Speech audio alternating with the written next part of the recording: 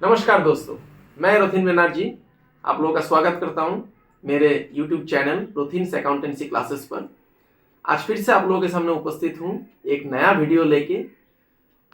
आज का टॉपिक होगा जो मेरा लास्ट वीडियो था जर्नल फॉर बिगिनर्स पार्ट 1, उसका ही एक्सटेंडेड वर्जन, मतलब journal for beginners part 2।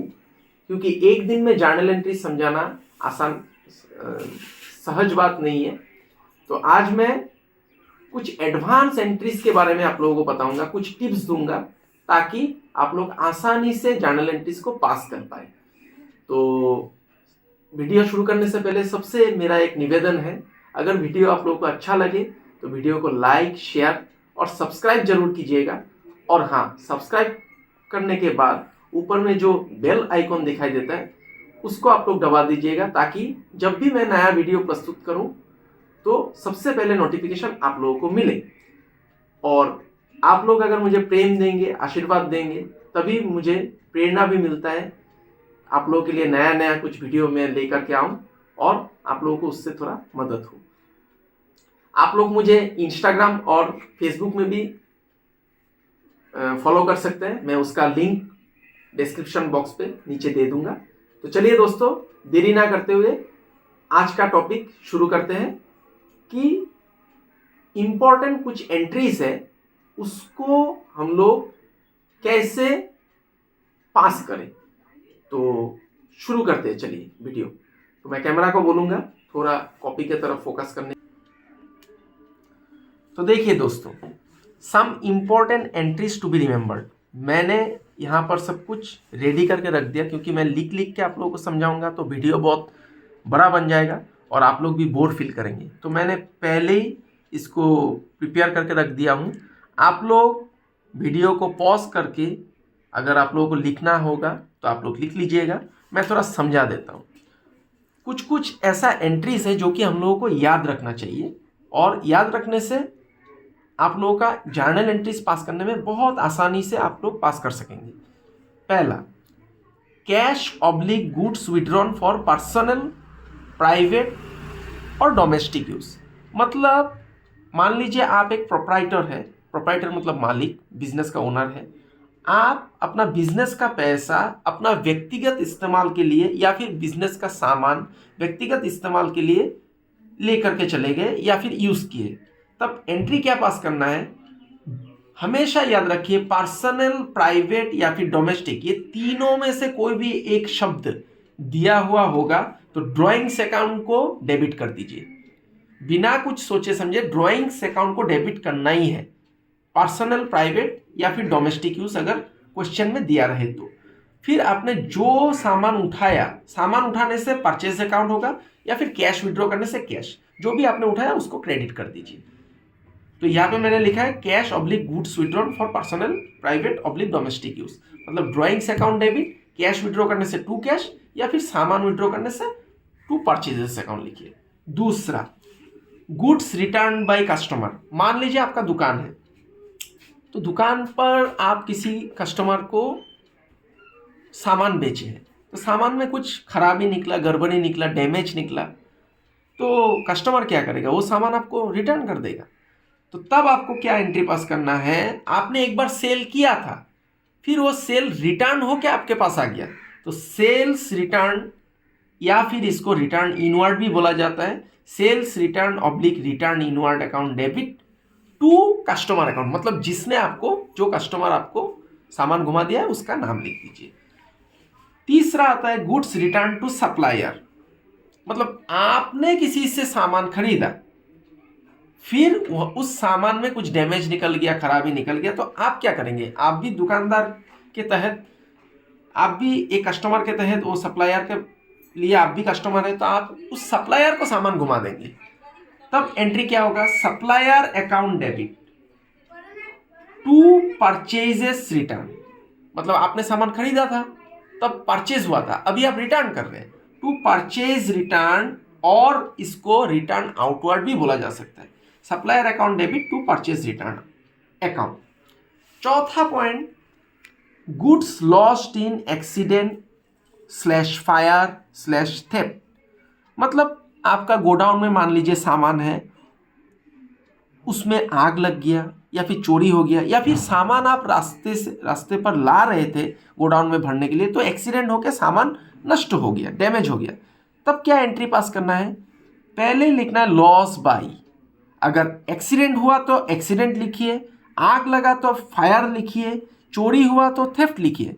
Loss by fire और एक्सीडेंट अकाउंट और थेफ्ट अकाउंट डेबिट। सामान आपका नष्ट हुआ, याद रखिए सामान शब्द अगर आ जाता है गुड्स, गुड होने से अच्छा एस लग गया तो सामान, सामान शब्द आ जाने से हमेशा परचेजेस लिखना है, to purchases account. Loss by fire account debit और loss by accident account debit या फिर loss by theft account debit to purchases account. फिर पांचवा पॉइंट आता है depreciation charge on fixed asset. अभी डेप्रिसिएशन क्या है ये मैं आप लोगों को नहीं बोल रहा हूं, क्योंकि अभी अगर मैं सभी टर्मिनोलॉजीज को एक्सप्लेन करने लग जाऊं तो वीडियो बहुत लंबा बन जाएगा। मैं अकाउंटेंसी का जितना भी इंपॉर्टेंट शब्द है टर्मिनोलॉजी से, उसके ऊपर मैं अलग से एक वीडियो बना दूंगा, उससे आप लोगों का कॉन्सेप्ट क्लियर हो जाएगा। अभी फिलहाल के लिए आप इतना देख लीजिए कि डेप्रिसिएशन होता क्या है? जो आपका फिक्स्ड एसेट होता है, एसेट मतलब संपत्ति, उसका मूल्य मूल्य मूल्य जो है, उसका दाम जो है वो गिर जाना, उसका वैल्यू घट जाना, उसको डेप्रिसिएशन बोला जाता है। तो depreciation charge on fixed asset, तब एंट्री क्या पास करना है? Depreciation account debit to asset account. जो भी एसेट का सामान, जो भी एसेट का मूल्य घट गया है उस एसेट का नाम लिख देना है। उदाहरण के तौर पे मशीनरी हो सकता है, फर्नीचर हो सकता है, या फिर बिल्डिंग हो सकता है, कुछ भी चीज़ हो सकता है। Depreciation account debit to asset account, इतना याद रखना है। और छठा पॉइंट आ जाता है, मैं पेज को पलट लेता हूं, goods given as charity. Charity मतलब दान करना। मान लीजिए आपने कहीं पर अपना इमेज को बूस्ट करने के लिए, हालांकि लोग इमेज को बूस्ट करने के लिए चैरिटी नहीं करना चाहिए, दान दक्षिणा आप कर रहे हैं, तो सामान आपने बांटा है, सामान आपने दान दिया है, तब क्या होगा? Charity account debit to purchases account. सामान देखिए हर जगह में मैं परचेस लिख रहा हूं, गुड्स होने से परचेस लिखना है। और एक बात दोस्तों याद रखिएगा, मेरा लास्ट वीडियो में मैंने आप लोगों को जर्नल पास करने के लिए जो पद्धति है, ट्रेडिशनल अप्रोच और मॉडर्न अप्रोच, दोनों के बारे में बताया था। यहाँ पे हर जगह पे ट्रेडिशनल और मॉडर्न अप्रोच ही यूज हो रहा है। आप लोग अगर इसको उसमें अप्लाई करेंगे, मॉडर्न अप्रोच और ट्रेडिशनल अप्रोच, ये सब जर्नल में सब वही अप्लाई हो रहा है, लेकिन ये सब कुछ एडवांस एंट्रीज है जो कि बच्चों को दिक्कत होता है पास करने में, तो इसीलिए मैं इसको एक्सप्लेन कर रहा हूँ। सातवां point, goods distributed as free sample. मान लीजिए आप कोई सामान बनाते हैं, मान लीजिए अचार बनाते हैं, चॉकलेट बनाते हैं, कुछ भी बना रहे हैं, तो पहले आप क्या करेंगे? पहले तो आपको कस्टमर नहीं मिलेगा, तो कस्टमर को लुभाने के लिए आप क्या करेंगे? पहले कुछ सैंपल्स देंगे कि आप खा के देखिए मेरा सामान, अगर अच्छा लगे तो खरीदिएगा। तो आपने जो फ्री में सामान दिया है, क्या उसका आप पैसा चार्ज करेंगे? नहीं, तो उसको कहा जाता है फ्री सैंपल। तो सैंपल आप क्यों दे रहे हैं? क्योंकि आपका सामान का एडवर्टाइज करने के लिए। कुछ लोग यहाँ पे चैरिटी भी लिखता है, तो चैरिटी मत लिखिए, एडवर्टाइजमेंट अकाउंट डेबिट कीजिए। एडवर्टाइज कर रहे हैं आप, advertisement account debit to purchase account, सामान दिया है तो टू परचेज। फिर आठवां पॉइंट आता है इंटरेस्ट ऑन कैपिटल, मतलब जो प्रोप्राइटर होता है, मान लीजिए आप मालिक हैं, अगर मालिक जो कैपिटल लगाता है उसके ऊपर अगर इंटरेस्ट मिलता है, उसको अगर इंटरेस्ट चार्ज होता है, तो वो बिजनेस के लिए लॉस होता है। तो ये अगर आप लोगों को क्वेश्चन में मिले कि इंटरेस्ट ऑन कैपिटल चार्ज, तब आप सीधा एंट्री पास कीजिए interest on capital account debit to capital account, क्योंकि मालिक को जो इंटरेस्ट है वो उसको कैश नहीं दिया जाता है, उसका कैपिटल बढ़ जाता है, तो इसलिए कैपिटल अकाउंट क्रेडिट हुआ है। 9 नंबर पॉइंट है इंटरेस्ट ऑन ड्राइंग्स। ड्राइंग्स आप लोगों को मैंने पहले एक्सप्लेन कर दिया है कि ड्राइंग्स मतलब व्यक्तिगत इस्तेमाल के लिए, अगर आप बिजनेस से पैसा सामान कुछ भी उठा रहे हैं तो उसको ड्राइंग्स बोला जाता है। तो अगर आपने पैसा उठाया और बिजनेस ने आपका पैसा उठाने के ऊपर इंटरेस्ट चार्ज किया, तब उसको बोला जाएगा interest on drawings charge by business, तो वो बिजनेस के लिए इनकम हो गया। तो इनकम होगा तो अब देखिए यहाँ पे नॉमिनल अकाउंट क्रेडिट हो रहा है to interest on drawings account.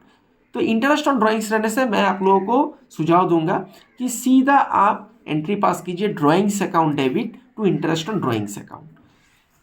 10वां पॉइंट आ जाता है एक्सपेंसेस आउटस्टैंडिंग। अभी आउटस्टैंडिंग यहाँ में आउटस्टैंडिंग हम लोग किसको कहते हैं, बहुत आउटस्टैंडिंग रिजल्ट। यहाँ में आउटस्टैंडिंग वो मतलब नहीं, आउटस्टैंडिंग मतलब आपका बाकी है, उधार है। एक्सपेंसेस मतलब खर्चा, आपका एम्प्लॉय आपने रखा है फार्म में, उसका सैलरी आउटस्टैंडिंग है, मतलब सैलरी उसको देना है।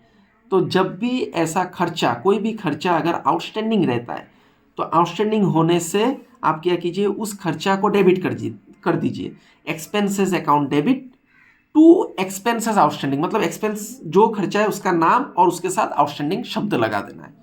ये है एक्सपेंसेस आउटस्टैंडिंग का एंट्री।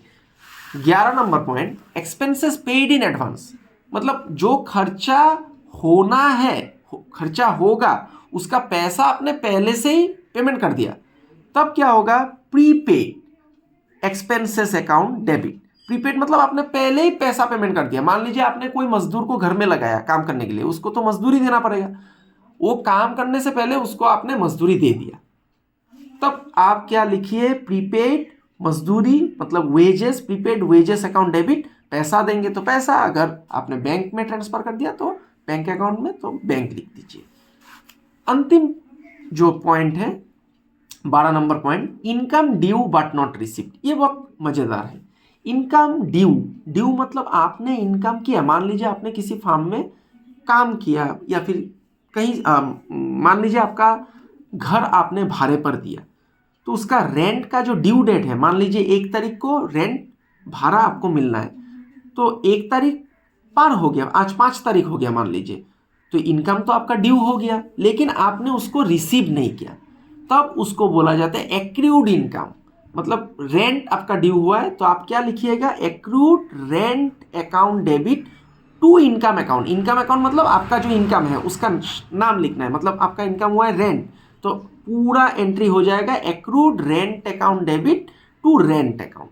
ये 12 कुछ जर्नल एंट्रीज है जो कि बहुत इंपॉर्टेंट है एग्जामिनेशन पॉइंट ऑफ व्यू के लिए।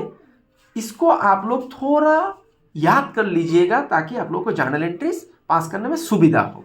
अभी मैं एक चीज और डिस्कस करूंगा, मैं यहाँ पे करके दिखाता हूँ। लास्ट वीडियो में मैंने आप लोगों को जर्नल एंट्रीज का स्पेसिमेन, मतलब जर्नल एंट्रीज का घर कैसे बनता है, एक छोटा जर्नल एंट्रीज में कुछ ट्रांजेक्शन को लेके करके भी दिखाया हूँ। अगर आप लोगों ने नहीं देखा है तो मेरा पहला वीडियो आप लोग देख लीजिएगा, उसमें मैंने कैसे जर्नल एंट्रीज पास किया जाता है उसका पद्धति के बारे में भी बोला हूँ। तो आज वो सब सिंपल जर्नल एंट्री था। आज मैं एक चीज और डिस्कस करना चाहता हूँ जो कि है compound journal entry. Compound journal entry क्या होता है, यहाँ पे मैं करके दिखा देता हूँ। Compound journal entries,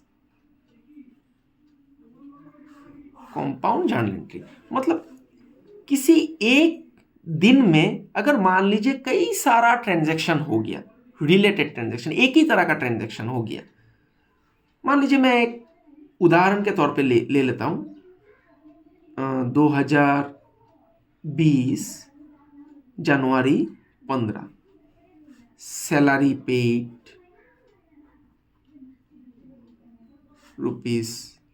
₹10,000, wages paid ₹500, interest paid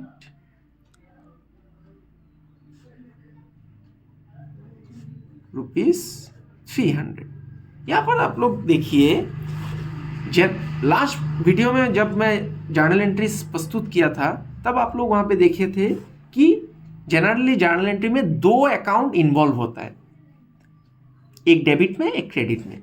लेकिन यहाँ में एक ही दिन में सभी, देखिए सैलरी भी नॉमिनल अकाउंट है, वेजेस भी है, इंटरेस्ट भी है, तीनों एक ही नेचर का अकाउंट है और तीनों एक ही डेट में हो रहा है ट्रांजैक्शन। क्या आप इसके लिए अलग अलग से एंट्री पास करेंगे कि salary account debit to cash, wages account debit to cash, interest account debit to cash? नहीं, इसको आप लोग क्या कीजिए, एक साथ तीनों एंट्री को पास कर सकते हैं। कैसे? Salary account debit salaries account debit, wages account debit, interest account debit,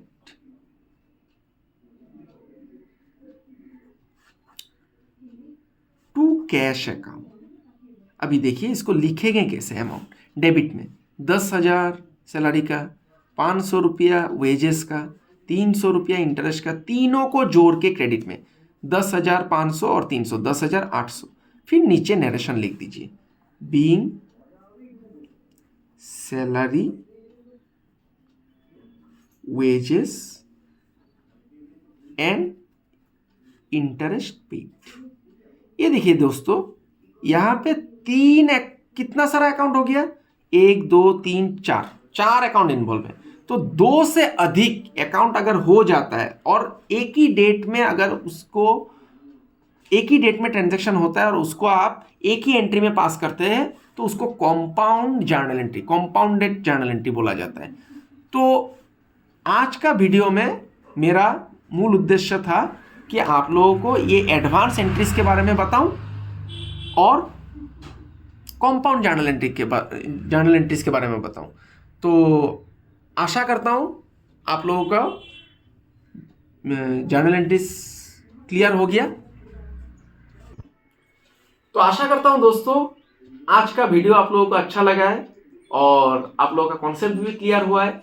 journal के ऊपर मैं और एक वीडियो बनाऊंगा, वो मेरा जर्नल के ऊपर आखिरी वीडियो होगा। उसके बाद मैं कुछ नया टॉपिक या फिर नया चैप्टर के ऊपर वीडियो बनाऊंगा। तो ये है जर्नल एंट्रीज का पार्ट 2। और एक वीडियो मैं बनाऊंगा जो कि जर्नल एंट्रीज के बारे में होगा, वो पार्ट 3 होगा। उसमें मैं आप लोगों को एक जर्नल एंट्री प्रस्तुत करके दिखाऊंगा। तो आज मैं आशा करता हूं कि आप लोगों को वीडियो अच्छा लगा और आप लोगों का कॉन्सेप्ट भी क्लियर हुआ। तो पुनः फिर से एक निवेदन, अगर वीडियो अच्छा लगे तो लाइक, शेयर और कमेंट जरूर कीजिएगा और वीडियो को सब्सक्राइब कीजिएगा। और आशा भगवान से प्रार्थना करता हूं कि आप सब लोग स्वस्थ रहें, अच्छा रहें। तब तक के लिए नमस्कार, बहुत बहुत धन्यवाद।